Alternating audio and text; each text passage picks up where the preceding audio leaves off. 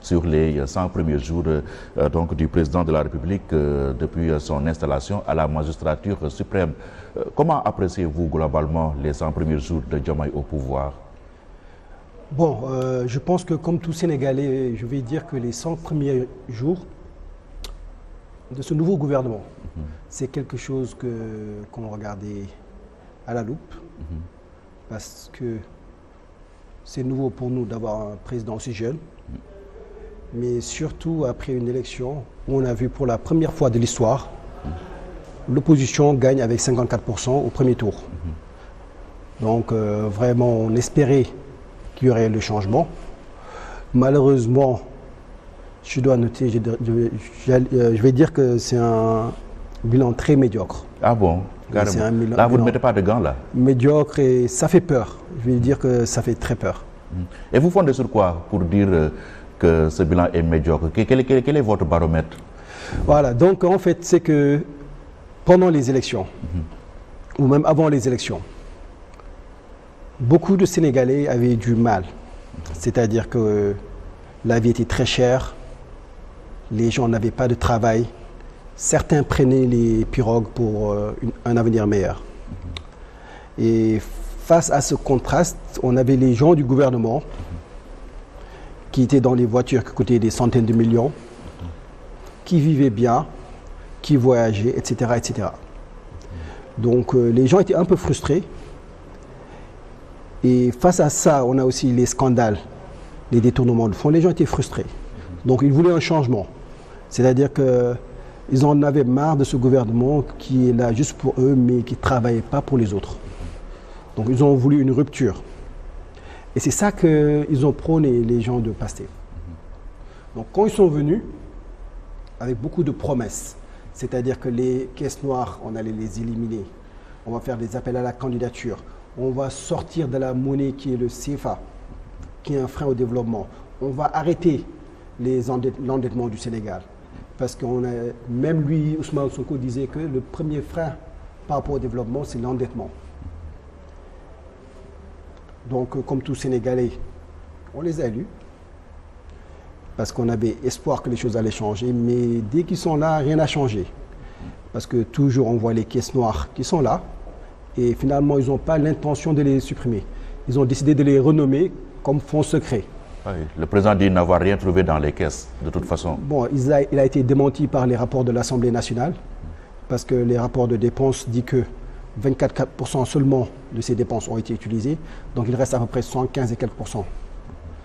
Donc c'est dommage qu'un président soit démenti après un face-à-face avec les journalistes. C'est vraiment dommage parce que je pense qu'il aurait dû mieux faire son devoir. Aussi, on voit que ce qu'ils avaient dit par rapport à l'appel à la candidature n'est pas respecté. C'est vraiment dommage. Après, la monnaie CFA, on n'en parle plus. Il roule toujours dans les voitures qui coûtent des centaines de millions. Donc rien n'a changé. On ne voit même pas un programme aujourd'hui pour dire que c'est comme ça qu'on va créer de l'emploi. Mais aussi, il ne faut pas que ça étonne les Sénégalais. Parce que moi, Hamidou Thiaw, quand je suis rentré dans la politique, je me suis dit que le problème du Sénégal, c'est vraiment le type de personnes qu'on met à la tête du gouvernement. Et j'avais dit que de 1960 jusqu'à présent, c'est surtout des fonctionnaires qui dirigeaient le pays. Et il fallait faire cette rupture. Et malheureusement, encore, on s'est fait berner par de bonnes paroles. Parce que les gens qui sont là ne sont pas issus du système. C'est des gens issus du système. C'est-à-dire que formés par le système, qui ont travaillé juste dans le système et ne connaissent que le système. Et donc c'est le même profil qui continue malheureusement. Mais là, est-ce que vous n'allez pas trop vite en besogne? On n'en est qu'à 100 jours pour un mandat qui doit en principe durer 5 ans.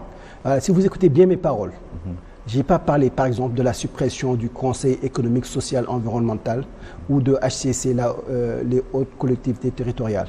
Pourquoi? Parce que je sais que ça demande du temps. Mais certaines choses ne demandent pas de temps et certaines choses, c'est eux-mêmes qui ont confirmé.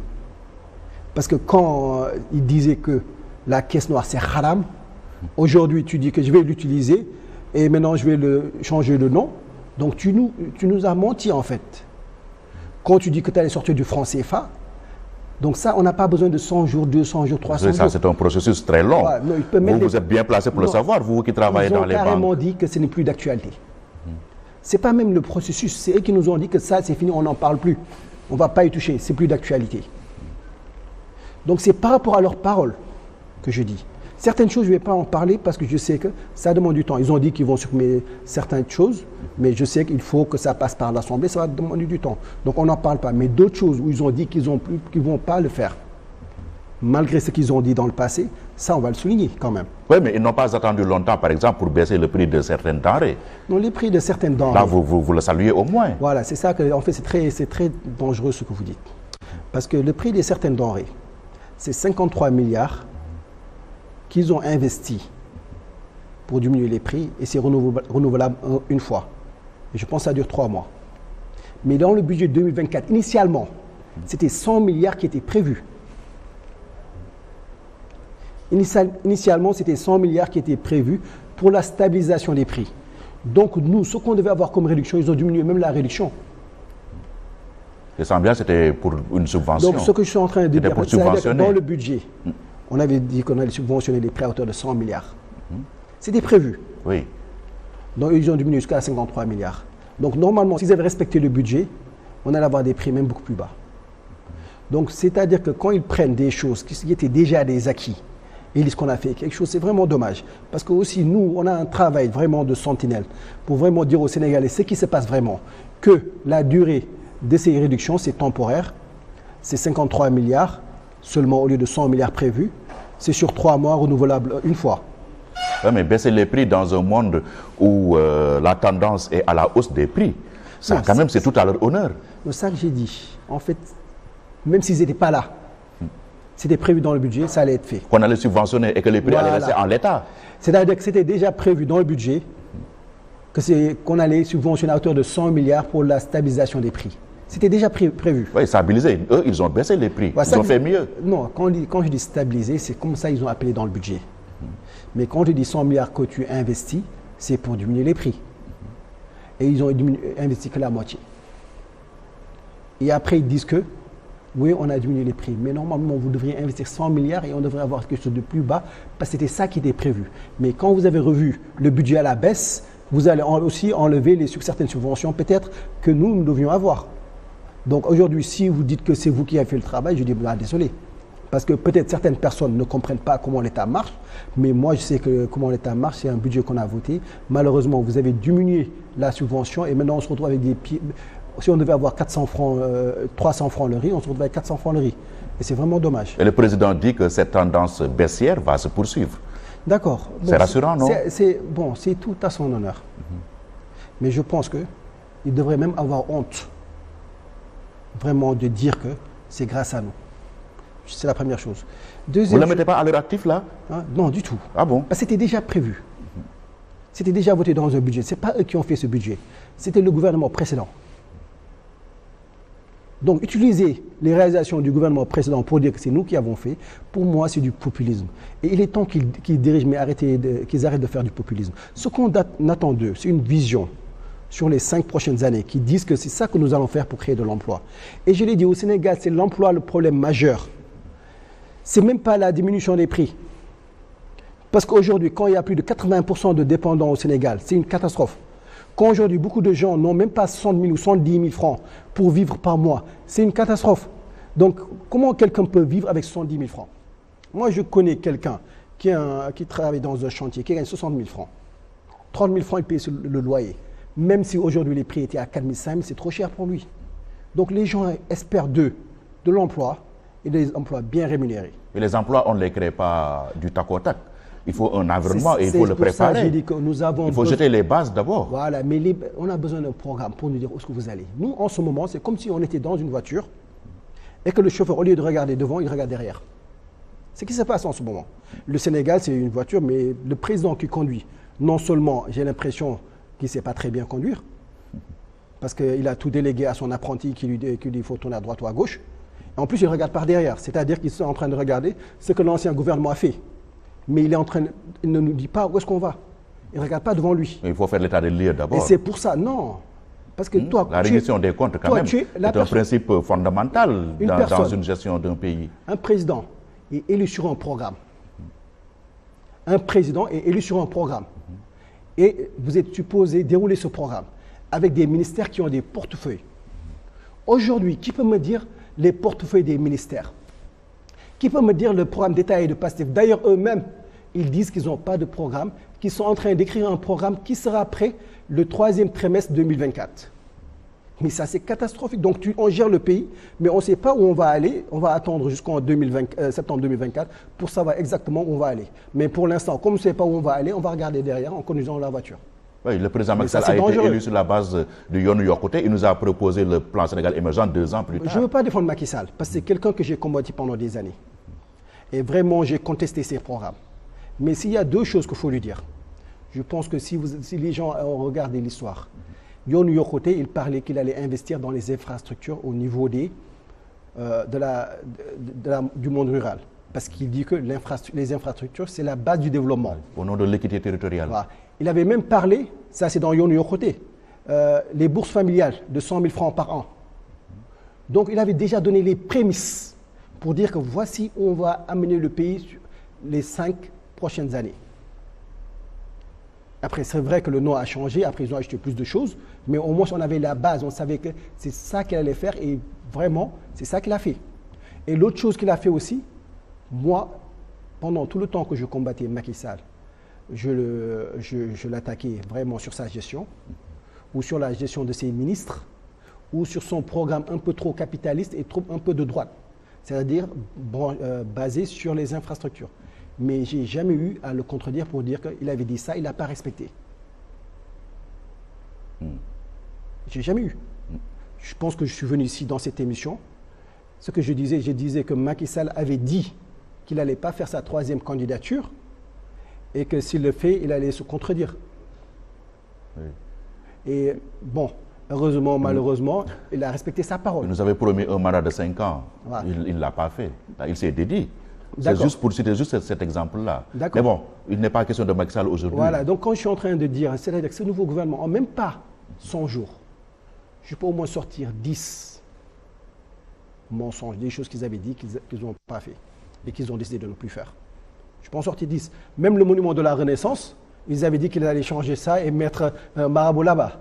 Juste pour dire que les bêtises qu'ils avaient dit vraiment quand ils étaient dans l'opposition. Et maintenant, ils se contredisent sur beaucoup de choses. Mais ce n'est même pas ça l'important. C'est-à-dire que Macky Sall avait mis les bases et sur les 12 prochaines années, c'est sur ces bases-là qu'il a continué et qu'il a vraiment fait ça. Mais aujourd'hui, on n'y a aucune base. Mais a-t-il jeté ces bases-là au bout de 100 jours de gouvernance? Mais c'est comme ça. Par exemple, 100 jours, c'est rien dans la gestion d'un pays. Mais Pierre, ce que vous êtes en train de dire, c'est catastrophique. Moi, j'ai peur quand vous me posez cette question. Ah oui, carrément. J'ai peur parce que dans les pays développés, aujourd'hui, il y a un gouvernement aux États-Unis. Mais les gens sont élus sur un programme. Avant même d'être élus, ils disent aux gens, voici ce que je vais faire. Mais oui, ils ont été élus sur la base d'un projet, non? Le projet, eux-mêmes qui te disent le projet n'existe pas. Pouvez-vous me dire le projet? Il y a projet. Moi, j'ai lu le projet. Il y a le livre de Ousmane Sonko, Solutions. Il n'y a rien dedans. Moi, je peux te dire le projet. C'est déjà une base de travail, non?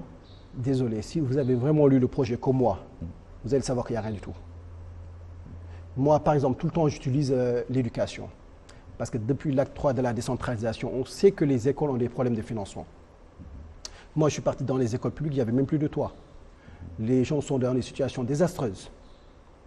Et quand j'ai lu le projet pour les financements des écoles, vous savez ce qui est écrit? Financement des écoles, nous allons trouver diverses sources de financement. C'est ça qui est dans le projet. Et vous me dites qu'il y a un projet. Moi, quand j'ai lu ça, j'ai dit, mais ça, c'est du n'importe quoi. C'est pour ça que je ne les ai pas supportés aux élections présidentielles. Et ils m'ont donné raison, parce que quand Diomaye est sorti, il a dit qu'on n'a pas eu le temps d'écrire un programme, alors que vous étiez 10 ans dans l'opposition. Moi qui ai fait 3 ans dans la politique, j'ai déjà un programme. Parce que quand je suis rentré dans la politique, j'ai eu une vision pour dire, voici ce que je veux faire du Sénégal, voici ce que je pense qui va sortir le pays du sous-développement. Donc moi, à 3 ans, si je l'ai, vous en 10 ans, vous me dites que vous ne l'avez pas, mais vraiment, il faut arrêter. Après, c'est beaucoup de paroles en l'air. Et aujourd'hui, on se rend compte que ces paroles, c'était plus du populisme que vraiment des paroles sincères. Et la plupart des gens de la sous-région se moquent de nous, que ce soit le Bénin, le Burkina, le Mali, parce qu'ils avaient pensé que ces gens-là allaient respecter leurs paroles, qu'il y aura un changement au niveau de l'Afrique de l'Ouest. Mais malheureusement, rien n'a changé. On se retrouve avec un président qui n'est même pas un président, je veux pas le dire. Vous attendez à un changement au bout de 3 mois? Non, c'est-à-dire que donner les directions, c'est-à-dire que nous, jusqu'à présent, vous pouvez me dire aujourd'hui, vous êtes journaliste, pouvez me dire aujourd'hui quel est le programme du gouvernement pour créer l'emploi? Parce que l'emploi des jeunes, je pense que c'est une des décisions majeures du changement. Donc, le cap fixé, il n'est pas clair selon vous? Bah, dites-moi. Moi, je ne sais pas. Là, je pose la question. Bah, je ne sais pas. Pour l'instant, on ne m'a rien dit. Je ne suis pas au courant. Si vous êtes au courant, vous, dites-le moi.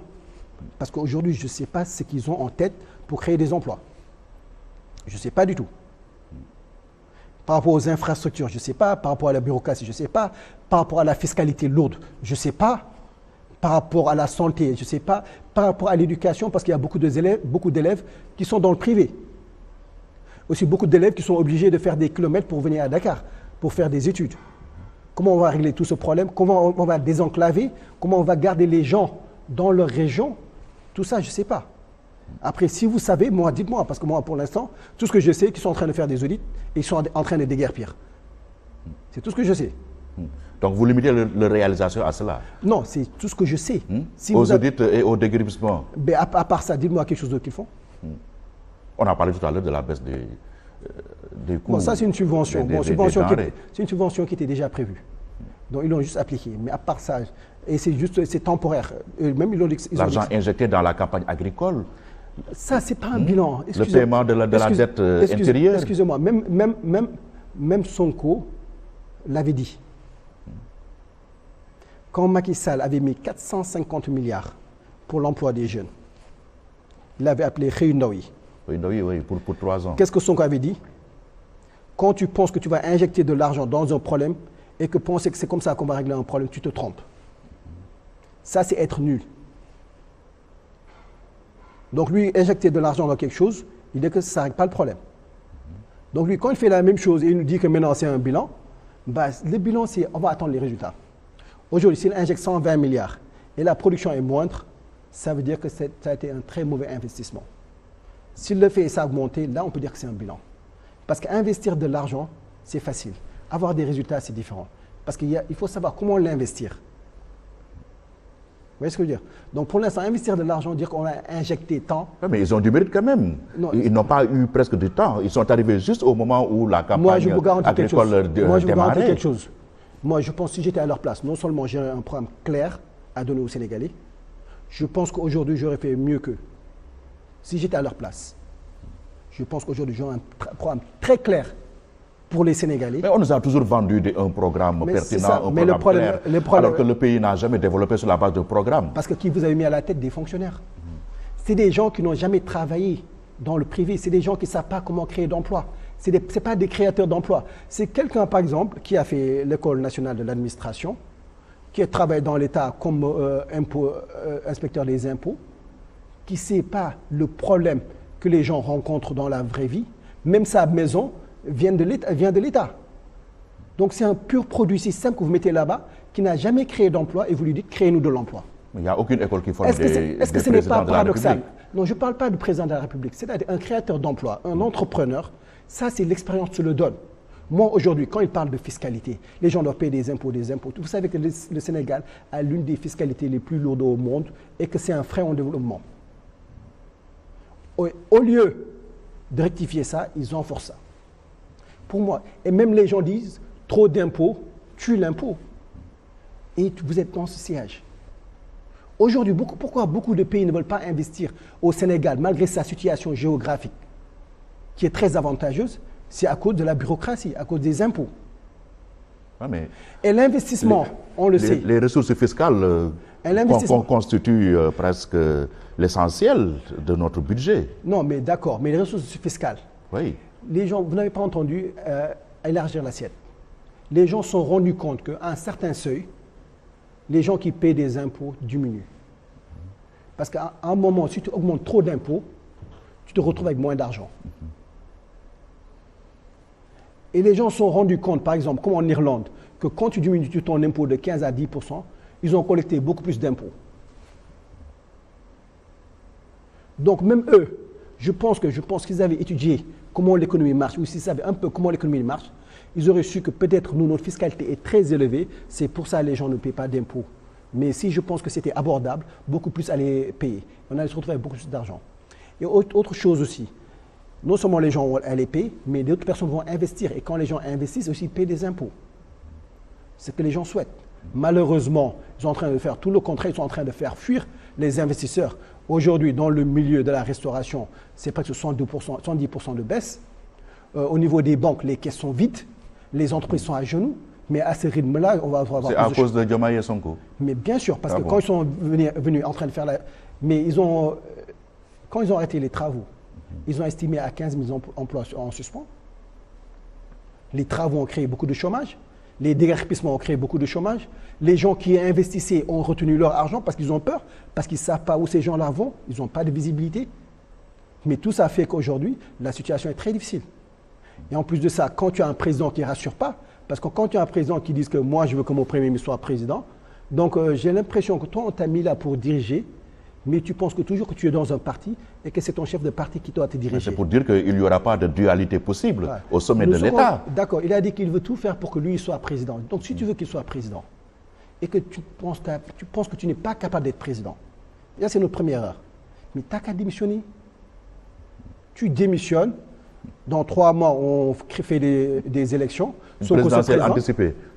On peut le faire. C'est ce que vous Mais la loi dit ça. Vous réclamez. Si le président démissionne, le président de l'Assemblée prend les rênes, il a 90 jours pour organiser les élections. Donc il le fait, après Sonko devient président. Mais si tu ne peux pas, tu le fais. Mais tu ne vas pas modifier notre constitution, c'est très dangereux ce que tu veux faire. Parce que j'ai l'impression... Il n'a jamais dit qu'il allait modifier la constitution. Non, j'ai l'impression de ce que j'ai entendu, qu'il se prépare pour faire un référendum. Et ils veulent donner plus de pouvoir au Premier ministre. Et ça, s'ils le font, on ne va pas l'accepter. Donc, soit tu démissionnes, tu laisses l'autre et il prend, ou soit tu diriges, mais on ne va pas toucher à notre Constitution. Parce que la façon dont il a parlé, on sent qu'il se prépare à faire quelque chose pour renforcer le Premier ministre. Et ça, c'est juste... Mais il faut déléguer ses pouvoirs au Premier ministre. Est-ce qu'il a besoin forcément de légiférer? Non, certains pouvoirs, tu ne peux pas par juste ce décret. Donc je pense qu'ils sont en train de préparer quelque chose. On verra d'ici la fin de l'année. Mais je pense que s'ils veulent toucher à la Constitution, on verra. Moi, je pense que sur mes analyses, 90% du temps, j'ai été correct. Même quand je disais que le projet, il n'y avait rien du tout. C'est eux-mêmes quand ils ont été élus qu'ils nous disent que nous allons écrire notre projet dans 6 mois. Et pourtant, je l'avais dit aux Sénégalais qu'il n'y avait pas grand-chose sur la table. Et aujourd'hui, on se retrouve sur la même chose. Bon, le problème qu'on a en ce moment, je pense que les Sénégalais veulent des emplois. Ils veulent des emplois. La vie est chère, mais la vie est chère par rapport à quelqu'un qui a des revenus faibles. Quelqu'un qui a des revenus faibles, la vie est chère pour toi. Mais si les revenus étaient plus élevés, je pense que les gens allaient penser que nos revenus sont abordables. Parce que la santé, par exemple, est très chère au Sénégal, mais comparé aux autres pays, on est beaucoup moins cher. Donc ça montre juste la relativité en fait. Donc ce qu'il faut faire, c'est surtout relever le plateau des salaires et que les gens gagnent beaucoup plus pour que ce soit beaucoup plus abordable. Et maintenant, ça, c'est pas facile parce qu'il faut travailler avec le privé. Mais quand je vois l'État qui dit à chaque fois, vous faites ça, sinon, nous, l'État, on va faire ça, je pense que l'État n'a pas pour rôle de concurrencer le privé. C'est pas son rôle. C'est pas son rôle vraiment de concurrencer le privé. Et quand il parle de Sonalis, je pense que je l'avais proposé il y a quelques mois. Mais je disais qu'on ouvrait ces boutiques juste pendant les fêtes. Mais le reste du temps, ça va être fermé. Mais eux, je pense qu'ils ont l'intention de faire ça sur le long terme. Et ça, c'est pas bon. C'est pas bon pour nos commerçants, etc. Parce que si tu décides que personne n'est bon, nous on va tout faire, on va se retrouver avec un pays communiste. Oui. Et c'est très dangereux. Trop d'État tue l'État aussi. Mais je pense qu'en ce moment, j'ai l'impression qu'ils apprennent. Ils n'ont pas beaucoup d'expérience, ils se rendent compte de beaucoup de choses. Et je pense qu'ils sont en train... C'est tout à fait normal, non? Non, c'est pas normal. Je pense qu'aujourd'hui, si quelqu'un connaît l'économie... Ils ont l'excuse du débutant, non? Non, je ne suis pas d'accord. Par exemple, aujourd'hui, moi, Amélie Tchao, je suis président de la République. Vous allez apprendre comme eux? Non, par exemple, si on me dit arrêtez les travaux sur le littoral. Et eux, ils apprennent vite? Non, je veux dire que s'ils apprennent vite, ça dépend. Parce que le cursus scolaire ne le montre pas. Et même leur gestion ne le montre pas. Par exemple, aujourd'hui, si on me dit arrêtez les travaux sur le littoral, je pense que je vais faire très doucement. Parce que la première chose... Littoral, ça je suis d'accord. Mais ils n'ont pas arrêté le littoral seulement. Ils ont fait Mour, ils ont fait Dakar. Ils ont fait un peu partout, ils ont arrêté les travaux. Mais certains travaux que vous avez arrêtés, ils sont tous en règle. ils ont des permis de construire, ils ont des bails ou des titres fonciers. Donc vous avez tous les documents. Délivrés par les services de l'État. Voilà. Vous avez tous les documents. Après, vous vous plaignez que ces gens-là n'ont pas acheté leur terrain. Mais excusez-moi, de qui on se fout? Est-ce que le président a acheté son terrain ou son cours? Je pose la question. On dit telles personnes sont en train de pointer du doigt certaines personnes, mais tout le monde sait que les gens des impôts et domaines, à chaque fois qu'il y a partage du gâteau sur le terrain, ils sont servis en premier. Ils ont leur part. Oui, Est-ce que vous... Ce sont les textes. D'accord, non, oui. D'accord. Tant que les textes ne sont pas modifiés, il en sera aisé. Ah, d'accord, donc tu dis que la personne-là, on n'a pas le droit de lui donner, mais toi, quand on te donne, c'est pas grave. En quel honneur, toi, tu dois avoir, alors l'autre ne doit pas avoir? L'autre, qu'on lui a donné, c'était légal?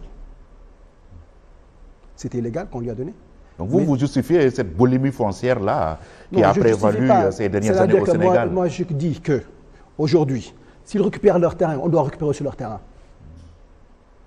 Parce que si tous les Sénégalais doivent acheter des terrains, pourquoi pas eux? Mais allons changer les textes. Hein?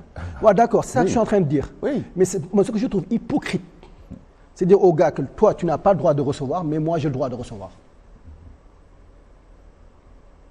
Pour moi, ça, c'est limite hypocrite. Si les gens doivent acheter, tu dois dire, ah, moi, si on m'a donné le terrain, moi, je rends mon terrain, ou je vais aller acheter. Ou les gens à qui on a donné des terrains, allez régulariser. Allez aux impôts et paye pour votre terrain, comme moi, je l'ai fait. Mais si tu viens, tu prends son terrain, et toi, on ne prend pas ton terrain, mais ce n'est pas normal. Le Sénégalais lambda, il paye. Toi, tu n'as pas payé, lui n'a pas payé, mais lui, c'est pas normal, mais moi, c'est normal. Bon, on s'en fout de qui, sérieusement? Sérieusement, pour moi, c'était très hypocrite de leur part. Et s'ils doivent arrêter pour tout le monde, prendre des terrains de tout le monde, ils doivent commencer par eux-mêmes. Voilà. Merci beaucoup. Merci Hamidou Thiaw, président du parti En Marche pour la Renaissance. Nous allons revenir juste après le journal pour la partie Wolof. Merci beaucoup, Pierre, de l'invitation. C'est moi. Merci.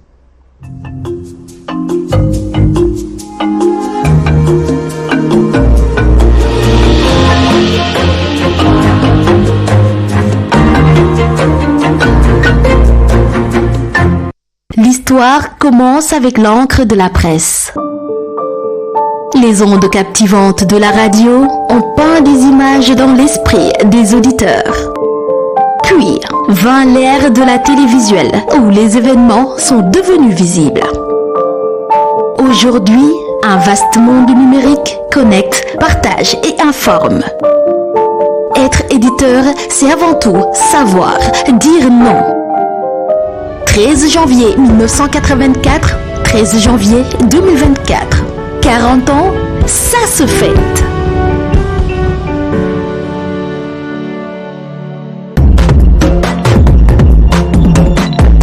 Walf TV di leen proposer seen marché nag ñu jagleel ko yéen ñi nga xam ne yéen nekk ci biir marché bi muy nga yore sa magasin di jaay sa ay tissus ay produits cosmétiques nga nekk tailleur jaaykatu dàll fàttewu ñu leen yéen ñi nga xamante ni yéenay jàppale jigéen ñi ci ñu yokk seeni ay feem maanaam cuuraay ak lépp loo xam te ni jigéen dina ko soxla biir këram yéen a ngi ci biir seen marché yemul foofu ëbbil na ay buntam tamit yéen ñi nga xam ne yéen a yore seen magasin di jaay ay appareil électroménager ak si loo mënti nekk si biir marché bi suñu ay agent dinañu waaxuse fekk si leen wane seeni ay produits ba ñëpp xam leen seen marché ngokk fas yéene defanteeg yéen lu baax ndax nag suñu service commercial mu ngi nii ibbil leen tamit seeni ay porte lépp lu ngeen si soxla rek man ngeen a jokkoo ak ñoom suñu ay numéro muy noonu ngeen di gis kon boog gaañi gaaw leen ndax lii xéewal la fii rek lay amee ci Walf TV leerug jamono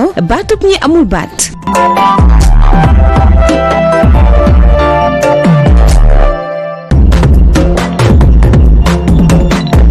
Walf TV di leen proposer seen marché nag ñu jagleel ko yéen ñi nga xam ne yéen nekk ci biir marché bi muy nga yore sa magasin di jaay sa ay tissus ay produits cosmétiques nga nekk tailleur jaaykatu dàll fàttewuñu leen yéen ñi nga xamante ni yéenay jàppale jigéen ñi ci ñu yokk seeni ay feem maanaam cuuraay ak lépp loo xam te ni jigéen dina ko soxla biir këram yéen a ngi ci biir seen marché yemul foofu ëbbil na ay buntam tamit yéen ñi nga xam ne yéen a yore seen magasin